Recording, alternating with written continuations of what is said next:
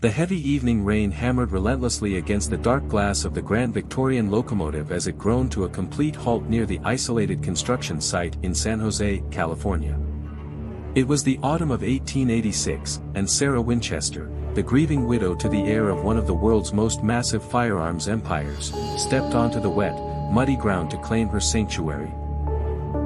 Her entire world had been completely shattered by the devastating loss of her infant daughter Annie and her husband William, leaving her with an immense, terrifying inheritance of over $20 million and a mind deeply haunted by absolute guilt. Local mediums and spiritualists in New England had given her a chilling, permanent warning that would dictate the rest of her natural life.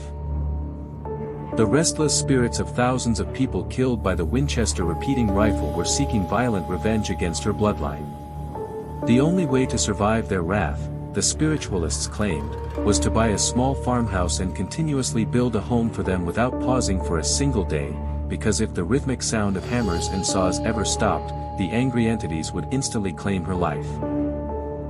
Sarah took this psychological terror as absolute law, immediately hiring a massive, rotating crew of carpenters, masons, and laborers to begin a chaotic construction project that would destroy every rule of architectural design.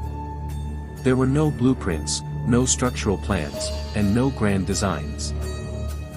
Every single morning, Sarah would lock herself inside a restricted seance room, emerging hours later with erratic sketches drawn on scrap paper that she had allegedly received directly from the spirits during the midnight hours. The workers operated in continuous, exhausting shifts 24 hours a day, 7 days a week, their hammers echoing like constant, mechanical heartbeats through the quiet California valley. As the months dissolved into years, the small 8-room farmhouse mutated into a massive, sprawling labyrinth of timber and brick that resembled a physical manifestation of a fever dream. The interior architecture grew increasingly hostile and nonsensical, designed deliberately to confuse, trap, and mislead the invisible phantoms that Sarah believed walked alongside her through the dark hallways. Heavy wooden doors on the upper floors would swing wide open to reveal absolute emptiness, leading directly to a sudden, 3-story drop onto the cold stone courtyards below. Grand, polished staircases with beautiful hand-carved railings would ascend majestically through the ceilings, only to terminate abruptly against a solid, blank brick wall with no escape. Sealed secret corridors, narrow enough for only a single person to pass, twisted blindly inside the massive structural gaps between the bedroom walls, turning the entire mansion into a dense psychological puzzle. The workers built windows that opened directly into dark adjoining rooms instead of the outside world, and trapdoors hidden beneath heavy velvet rugs that led into deep, pitch-black basements. Sarah spent her days hiding behind thick black silk veils, rarely showing her face to her own workers, constantly moving from one bedroom to another every single night to prevent the entities from tracking her while she slept. The unending sound of construction became a permanent background noise for the surrounding community, a constant, industrial warning that a fragile human mind was completely trapped inside an endless maze built purely for the dead. Every corner of the house held a secret trap, small steps led nowhere, and beautiful columns were installed upside down to mock the laws of physics. The terrifying structural expansion of the Winchester mansion continued without a single second of intermission for over 3 decades, completely draining millions of dollars from the family fortune to appease the invisible shadows.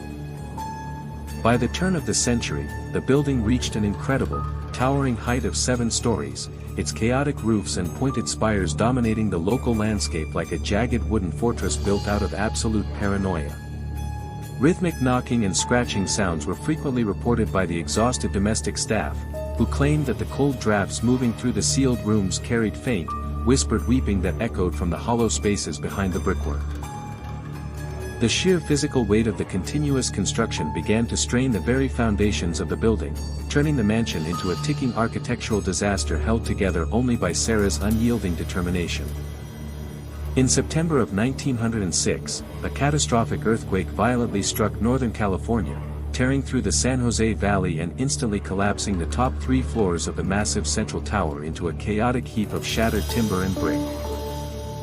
Sarah was trapped inside her favorite web-shaped bedroom for hours as the walls shifted and groaned around her, an intense physical trauma that she interpreted as a direct, angry warning from the spirits that she had spent too much time decorating her own living quarters instead of building new rooms for them.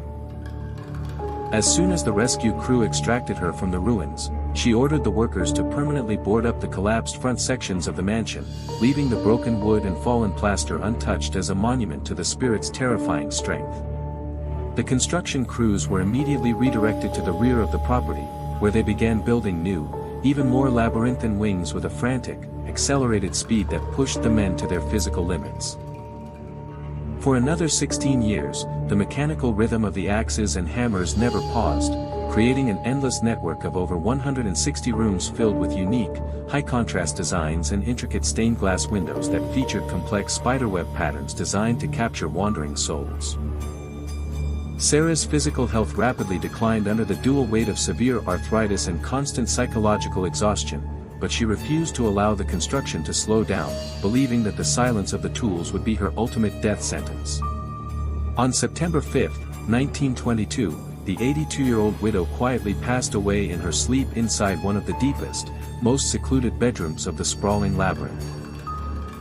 The very moment the news of her death reached the foreman, the grand construction project came to an absolute, sudden halt, with carpenters dropping their tools in the middle of driving nails, leaving half-finished walls and exposed beams frozen in time forever. Today, the endless corridors, the doors that lead to nowhere, and the staircases that hit the ceiling stand completely silent, a permanent, physical monument to a fragile human existence that spent a lifetime building an architectural prison to hide from the shadows of the past. The dust now settles on the grand pipe organ and the pristine Tiffany windows, while the silence of the hammers whispers a final, terrifying story of a soul that could never escape its own creations.